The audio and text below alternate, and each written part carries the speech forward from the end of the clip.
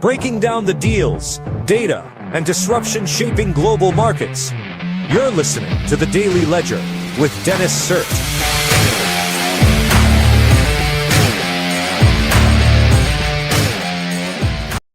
Hey folks, it is Friday, January 23rd, 2026. You're listening to the Daily Ledger Show, and I'm your host, Dennis Sert. Great to be here with you today. We got some good stories to talk about. Story one, we have no idea how to code, so we got Claude Code to code this article for us from the Wall Street Journal. Vibe coding goes mainstream.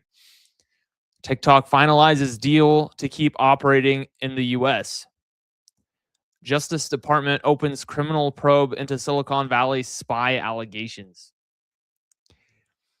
These are pretty fun, so we're going to jump right in. Let's talk about some of the market trends and the markets just in general.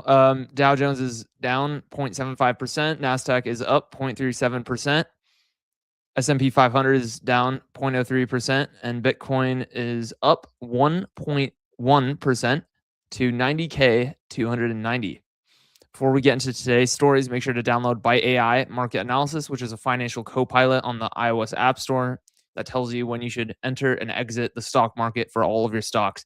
It does it based off of technical indicators, which is like a mathy way to look at entry and exit signals. So that would be the Bollinger Bands, RSI curve, and MACD/signal curve, as well as the new sentiment for each of your stocks. It's a day trading tool. I use it every morning. Of course, it's not financial advisor, and neither am I. And past success does not guarantee future results. So that being said, let's jump in.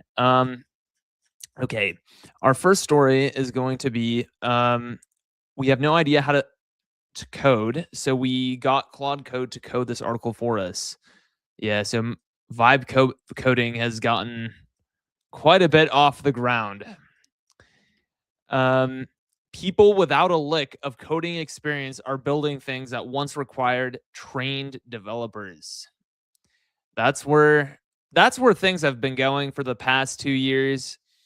Of course, since November 2022, things were just getting off the ground, right? That was kind of a paradigm shift. And I thought it was kind of funny. I think they're quoting an executive of Anthropic, Cherny. He goes, "I have not written a line of code by hand in 2 months. A year ago, that would have sounded crazy." Yeah, for me, it's like a year and a half, 2 years. Hate to break it to you folks. Like, I don't get what the big deal is. It's like, and I've been consistent on this, like, throughout the show. It's like, people are like, oh my God, like, it's so taboo to admit you code with AI. It's okay to code with AI. Just make sure you know what you're doing kind of on the fundamental basis. Like, it's like, if you literally do 100% of everything with, like, AI, you need to, like, be disciplined enough to set aside some time to be like, okay, here are the get commands you need to know, like the very basics. Like, you need to know basic arithmetic before you're able to do calculus. But once you're able to do basic arithmetic, you can start using a calculator. All right. You don't have to, start doing 86 by 57 by hand anymore. You can just like be the beep boop up and then finish and start doing actual stuff that matters, like calculus in that analogy. Right. So it's like, I'm not being incongruent with what I've been saying about vibe coding. As you know, I'm pro AI coding, pro vibe coding. It's like vibe code with class, okay? But that being said, yes, you can know how to do basic arithmetic and still and even know calculus and then still have ChatGPT or like whatever do the calculus for you, right? Again, in that analogy, it's okay because you know how to do it. You're using that so you can boost your output, right? So you can 10x your output. So you can 10x your efficiency, okay? And hopefully that translates into 10xing or even more, your daily active user count and your MRR, your monthly recurring revenue. And then that, getting that then transforms into 10xing the amount of money you have in the bank account, and not just from revenue, ideally, yes, but also investment capital, venture capital, right? Because what they care about is the key performance indicators, your KPIs, daily active user count, MRR. And it's like people don't get that. They're all like pearl clutching, finger wagging. They're like, huh, but I need to do the coding on myself. Okay, why don't you sit down and just shut up and just like we'll call you if we need you. And then of course, years go by and that same person is like begging for a job. Please, please give me a job. You know what I mean? It's like, dude, you should have just jumped on the AI bandwagon from the beginning, okay?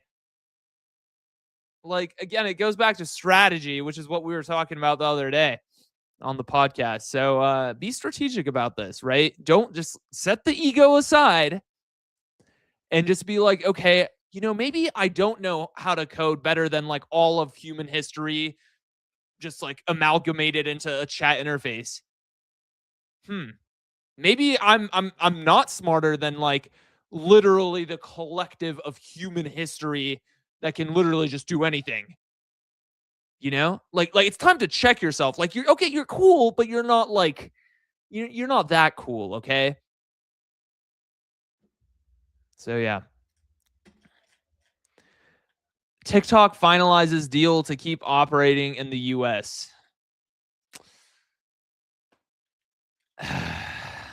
I'm so happy to have helped in saving TikTok, Trump said in a social media post Thursday night. To be honest, I was pretty lukewarm / apathetic on this whole TikTok deal, whatever, kind of like at first when the news started dripping out about it a while back.